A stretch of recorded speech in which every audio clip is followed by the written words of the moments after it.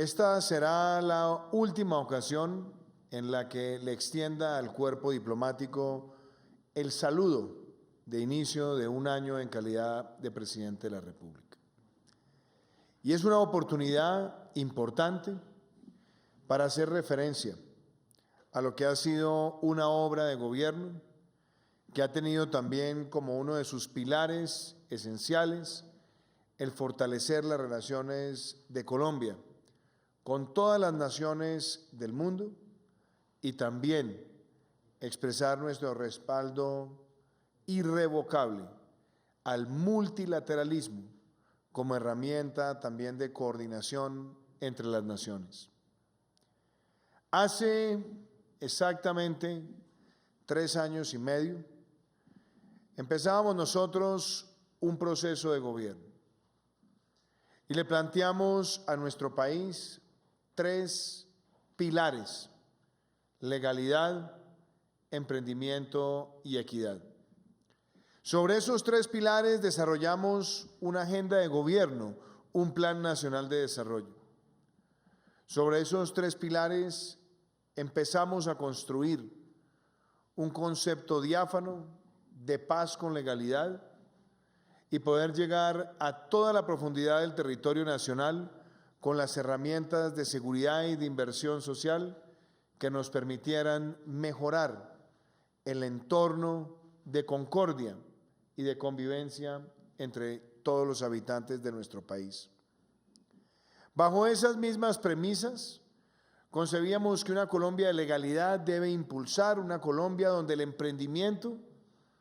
sea el motor de la transformación productiva en una multiplicidad de sectores. Y la combinación entre legalidad y emprendimiento tendrían como fin primigenio el consolidar una nación de equidad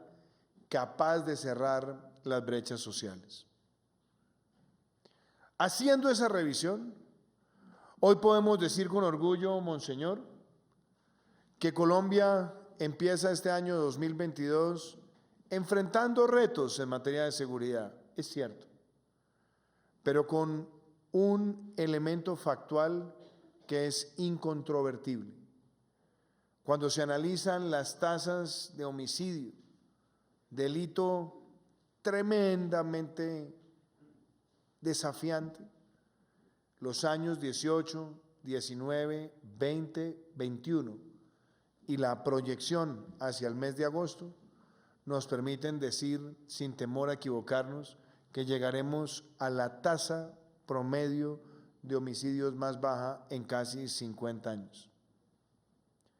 A eso se le agrega también que podemos decir que para agosto de este año tendremos en un periodo presidencial de manera agregada la menor tasa de secuestros desde que Colombia lleva ese indicador. Y esto es importante referenciarlo no para jactarnos, no para sentirnos que la tarea está cumplida, sino para validar que hay un camino recorrido que nos permite siempre mirar con optimismo la presencia del Estado en los territorios. Es claro que la agenda de legalidad implicaba también para nosotros una presentación incuestionable de una agenda de paz. La llamamos paz con legalidad, porque la paz con impunidad solamente se convierte en partera de nuevas formas de violencia. La llamamos paz con legalidad para que todo el desarrollo instrumental de políticas públicas, normativo y regulatorio mantenga esa armonía necesaria para el desarrollo en 4 periodos presidenciales, de lo que a todas luces debe ser una esperanza para quienes han hecho una apuesta por la reincorporación. Y bajo ese difícil pero sólido objetivo, hoy podemos decir que en estos 3 años y medio tenemos 16 planes de desarrollo con enfoque territorial, 14 que han sido configurados en nuestro gobierno con una inversión de cerca de 9 billones de pesos, la puesta en marcha de un catastro multipropósito, la mayor entrega de títulos de propiedad rural en la historia de nuestro país, ya superando los 50.000 títulos, lo cual también significa que hemos superado más de 11.000 títulos, lo alcanzado en los 8 años que nos antecedieron, y en más de 20.000 títulos los 8 años del periodo 2002-2010. A eso lo acompaña también el hecho de tener en este momento una cifra multimillonaria de obras por impuestos que se despliegan en los territorios con la contribución del sector privado, y haber logrado en este periodo presidencial más del 47% de todo el desminado humanitario que se ha hecho en la historia de nuestro país, y que valida también el esfuerzo realizado, haber convocado a la misión de observación de las Naciones Unidas desde el primer día del gobierno, para que nos acompañara durante todo el cuatrenio y que rigurosamente presentaran los informes independientes al seno del Consejo de Seguridad de la Organización de las Naciones Unidas, como así ha acontecido, y que merecieron una visita agradecida por todos nosotros del secretario general de dicha organización, para decir en sus propias palabras que lo que Colombia ha logrado en la perseverancia por una paz con legalidad en todo el territorio es un referente de carácter mundial. No con ello pretendiendo ocultar ningún desafío ni minimizarlo, pero sí reconociendo que ya Colombia ha dado un avance conforme a cronograma que nos permite ver con júbilo y con determinación que en los 3 periodos presidenciales donde está contemplado la ejecución de esta política, así acontecerá. Pero esa batalla nuestra por la legalidad también entraña la lucha contra el delito y el fortalecimiento de la justicia. Hemos logrado en nuestro gobierno sacar adelante las más importantes normas para luchar contra la corrupción, donde podemos ver que nuestro país ha adoptado una norma según la cual no existirá nunca más la casa por cárcel para quienes sean condenados por delitos de corrupción. Hemos sacado adelante una nueva norma donde ha tenido un gran trabajo nuestra vicepresidenta y canciller, que es producto de la Mesa Nacional de Moralización y que permite hoy levantar los velos corporativos y poder aplicar por primera vez en la historia de nuestro país sanciones a las personas jurídicas que propicien actos de corrupción. Sacamos adelante los pliegos tipo y pusimos de relieve la urgente necesidad de que todos los funcionarios del Estado de alto rango deben hacer públicas sus declaraciones de renta, sus conflictos de interés y, por supuesto, hacer una rendición permanente de cuentas. Tener hoy los pliegos tipo como herramienta es también un instrumento disuasor de formas de corrupción que nos permite detectar carruseles de contratistas, mangualas o acuerdos de camarilla para favorecerse en procesos de contubernio contractual. Hemos fortalecido el sistema de compras públicas y hoy también nos sentimos orgullosos de que el trabajo dentro de la separación de poderes, pero en la colaboración armónica reconocida por nuestra Carta Política, es perenne y permanente la convicción de que la lucha contra la corrupción solamente se fortalecerá en el tiempo. Y es importante destacar que hemos hecho un gran esfuerzo para fortalecer nuestras fuerzas militares y de policía, fortaleciendo la justicia penal militar, fortaleciendo la colaboración con las distintas jurisdicciones, promoviendo al veterano, haciendo la mayor reforma de la policía colombiana en casi 50 años, y que al unísono se encuentran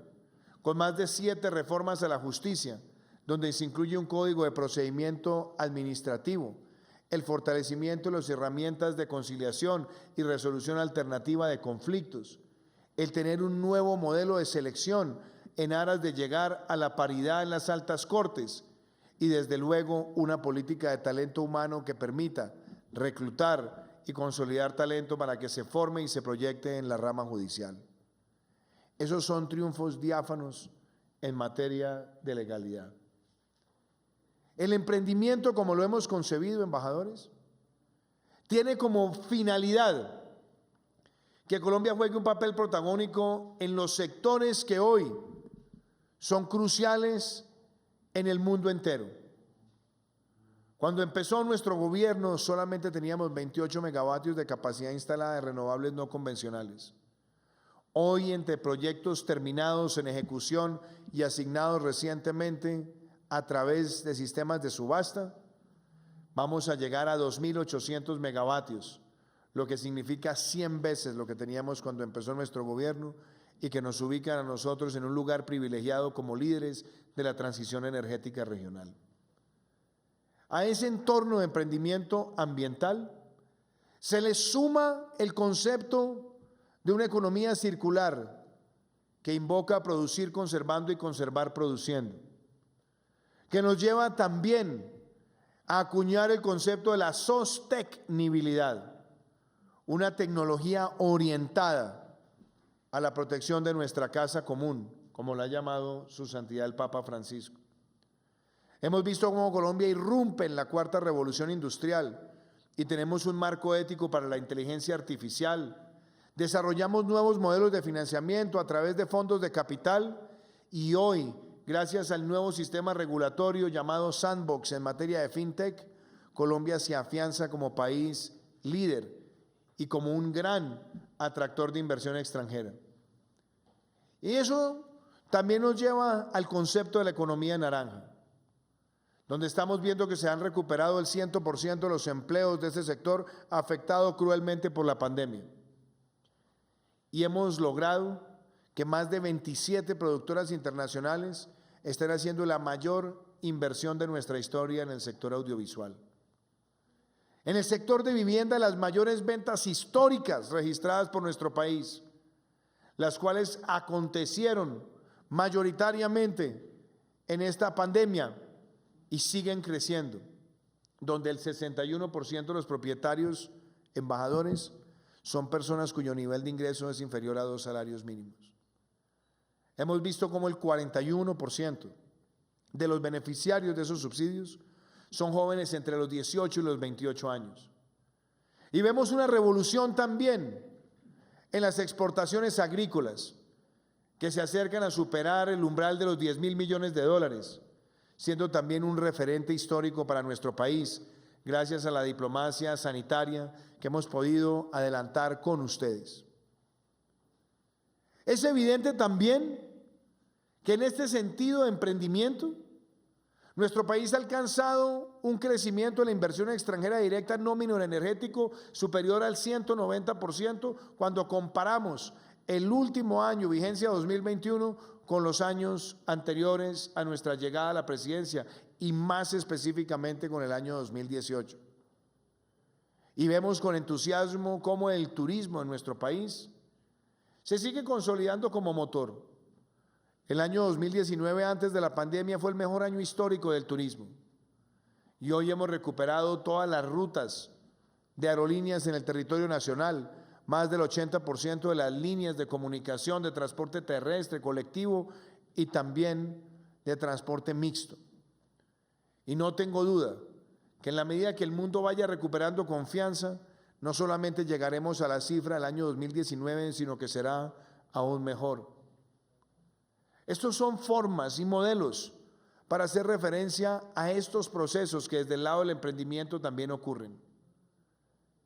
y que nos llevan también al concepto de equidad.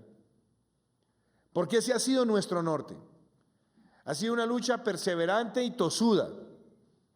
Muchas veces recuerdo cuántas veces me dijeron muchas personas: deje de usar el término equidad, que nadie lo entiende. Y tal vez la definición del diccionario no sea tan elocuente como los hechos que encarnan la palabra equidad, queridos amigos. Este es el gobierno que no solamente ha llevado más títulos de propiedad al campo y el que ha asignado más subsidios de vivienda, sino el que le deja a Colombia la educación pública universitaria gratuita a los estratos 1, 2 y 3, cubriendo el 97% de la matrícula de educación pública en nuestro país de carácter superior. Este es el gobierno que va a llevarle a 2 millones de niños la atención integral para la primera infancia, que deja también más de 12.000 aulas escolares para profundizar la jornada única y para darle a más de 650.000 estudiantes la doble titulación.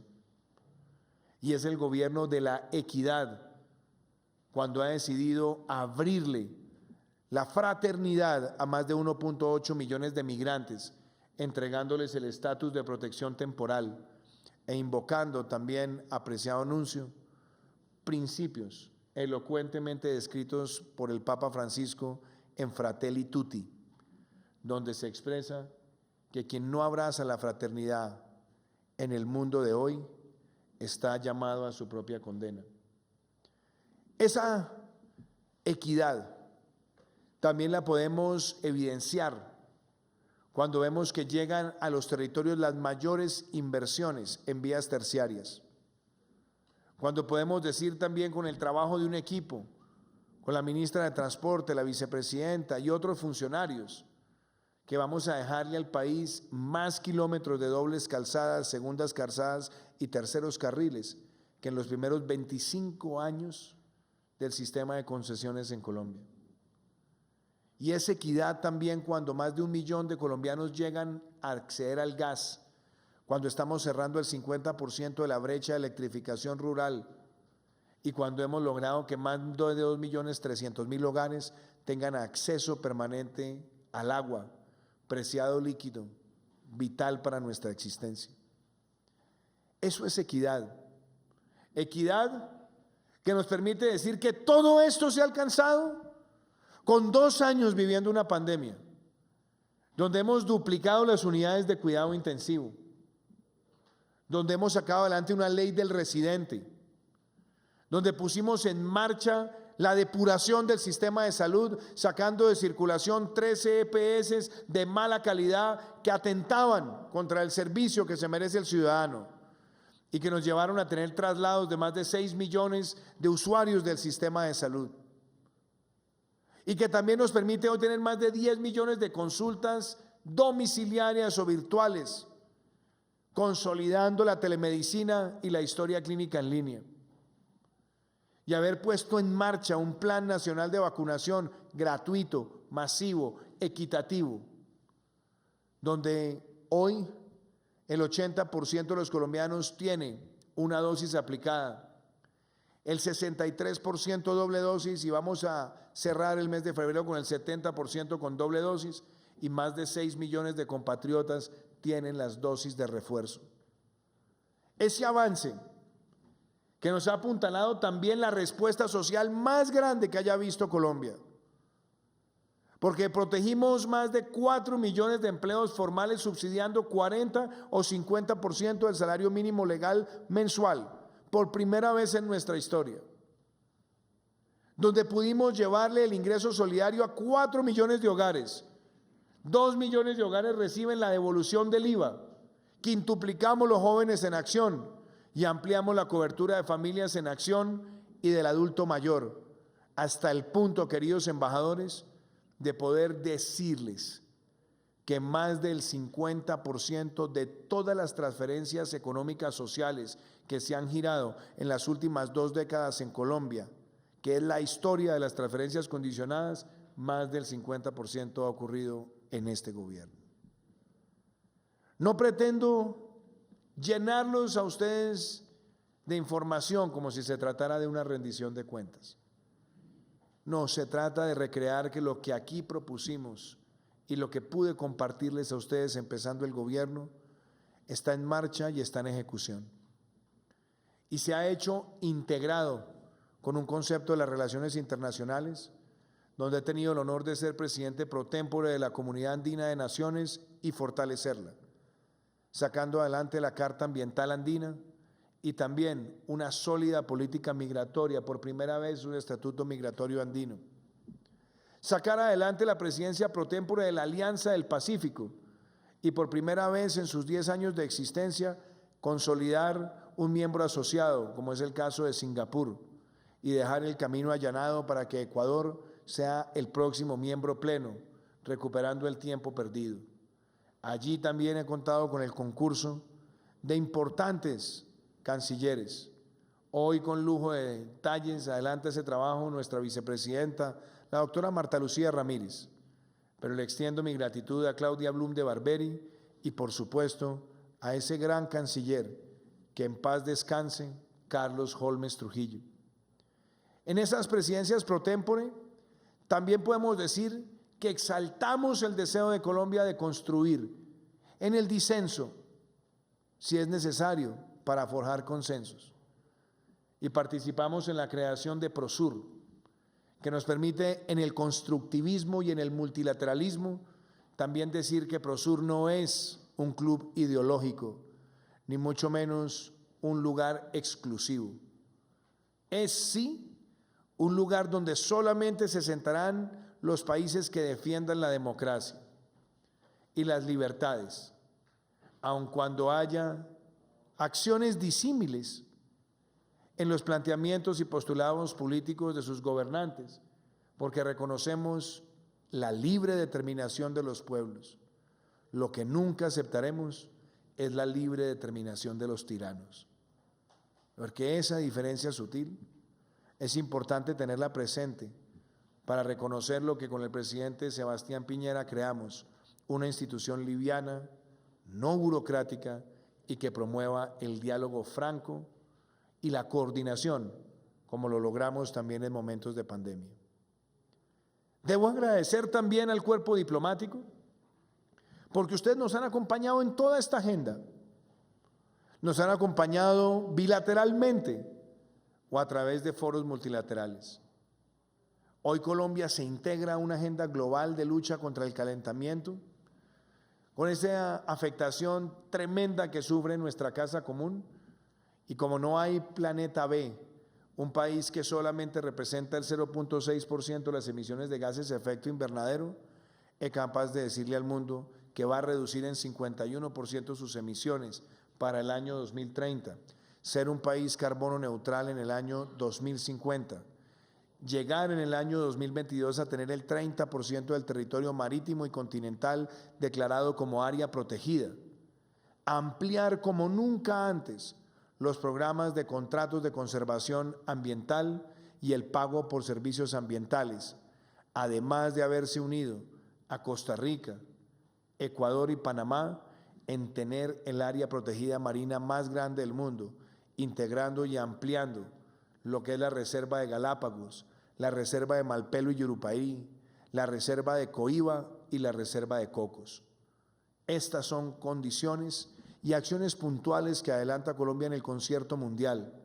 porque nuestro planteamiento es que si un país que solamente representa el 0.6% de esas emisiones de gases de efecto invernadero aborda semejante ambición, lo propio deben hacer las naciones que más han contribuido a esta crisis climática. En esta política, que también tiene una multiplicidad de factores, hemos consolidado en el multilateralismo nuestro apego a la institucionalidad y hemos sido reconocidos por la Corte Penal Internacional por los esfuerzos de la rama judicial de nuestro país y del Poder Ejecutivo para que se cerrara una observancia preliminar que estuvo abierta por más de 17 años. Y nos complace que Colombia también se proyecte y que hoy tenga la Secretaría General de la CAN y la presidencia de la Corporación Andina de Fomento, hoy Banco de Desarrollo de América Latina, de haber podido participar en los procesos de elección del presidente del BID y de haber participado también en la reelección del secretario general de la Organización de Estados Americanos y de seguir promoviendo visiones de integración regional, donde no descansaremos un solo día y que nos validan también la idea de siempre de que Colombia no actúa nunca sola en el concierto internacional,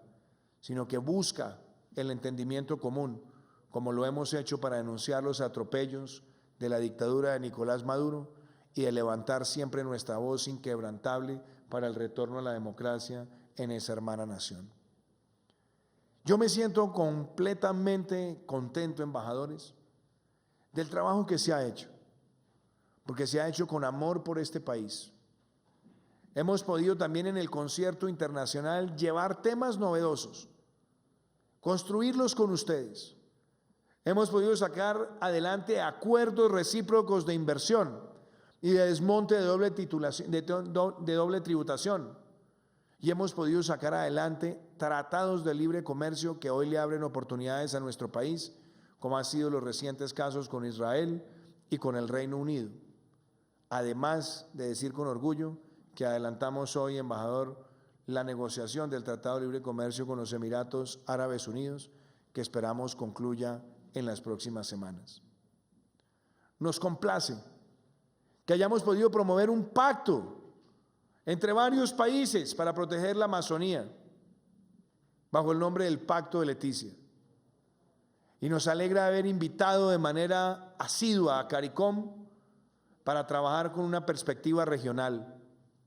porque Colombia también es Caribe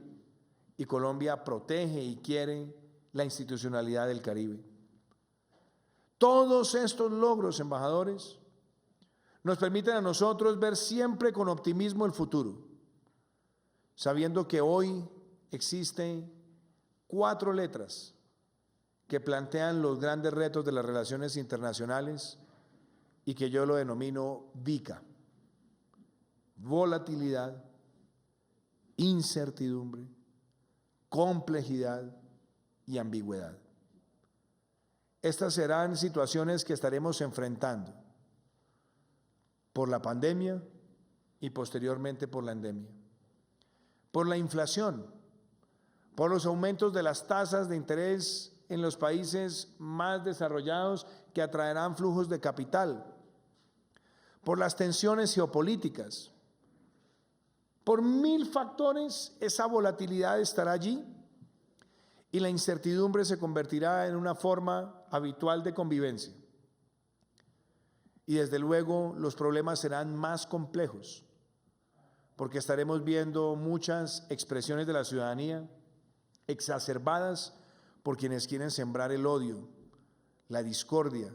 para catapultar sus pretensiones electorales. Hoy la democracia tiene más retos que nunca en el mundo. La polarización está presente en la gran mayoría de países por ese camino fácil de hacer política buscando likes y seguidores y de buscando clics, y donde deja de importar la verdad para consolidar la percepción como una herramienta o como un arma de destrucción política. Pero no podemos nunca dejar que el sentimiento democrático se derrote. Todo lo contrario, tenemos es que defender la democracia en esas circunstancias de complejidad. Y eso implica saber defender y proteger el derecho legítimo a la protesta pacífica, pero también ser implacables con el Estado de Derecho ante cualquier conducta que sea delictiva, que sea además expresión del vandalismo o que pretenda cercenar los derechos de otros. Ese fortalecimiento del Estado de Derecho en esas circunstancias será muy importante para los años por venir,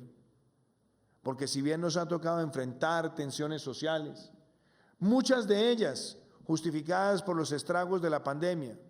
pero nunca justificatorias ni de la violencia ni del oprobio. Pero esa complejidad nos obliga a estar unidos en el concierto internacional y de plantear los grandes debates éticos sobre temas tan importantes como la inteligencia artificial, porque si bien es bienvenida la tecnología, también es claro que no podemos propiciar la manipulación algorítmica del pensamiento colectivo para amenazar los sentimientos y el curso institucional de las naciones. Y la ambigüedad. Estamos en un mundo donde hay ambigüedades constantes, ambigüedades que se sienten, que se plasman en que hoy ni siquiera tengamos claridad a nivel internacional sobre quién pertenecen los datos que son utilizados para enriquecer multinacionales que manejan los cursos de la información. Hay ambigüedades sobre sistemas tributarios globales. Hay ambigüedades sobre temas específicos relacionados al comercio. Y hay ambigüedad porque por un lado somos claros en que nadie puede invadir a otras naciones, pero está la ambigüedad de que tratan en algunos lugares del planeta de utilizar lenguajes justificatorios a lo que pueden ser potenciales amenazas a la estabilidad regional de sus regiones o del propio planeta. Esas son las complejidades y esa es VICA: volatilidad, incertidumbre, complejidad y ambigüedad. Pero hoy, y con esto cierro, apreciados embajadores, nuestra preocupación de fondo también tiene que ver con recuperar el humanismo, con recuperar la reflexión humana de la realidad en la que vivimos, donde el ser y el deber ser se puedan conjugar, donde tengamos la claridad de que una nación como Colombia ha sufrido en lo largo de su historia múltiples avatares, pero siempre sale adelante sólida y resiliente. A nosotros nos quedan aproximadamente unos 6 meses de gobierno, pero en esos 6 meses vamos a trabajar 3 turnos para cumplir nuestras metas, para responderle al pueblo colombiano y que ese próximo 7 de agosto a las 3 de la tarde podamos salir por la Plaza de Armas a recuperar nuevamente la condición de mero ciudadano, pero con el sentido del deber cumplido, pudiendo mirar a todos los ciudadanos a los ojos y decir que las ideas con las cuales fuimos elegidos, con la mayor votación de nuestra historia, son las que hemos trabajado intensamente para cumplir, respetando, valorando nuestro papel en el concierto internacional y recordando esa bella frase de Kenichi Omae, que en el mundo de hoy tenemos que saber pensar globalmente y actuar localmente, con legalidad, emprendimiento y equidad. Muchísimas gracias.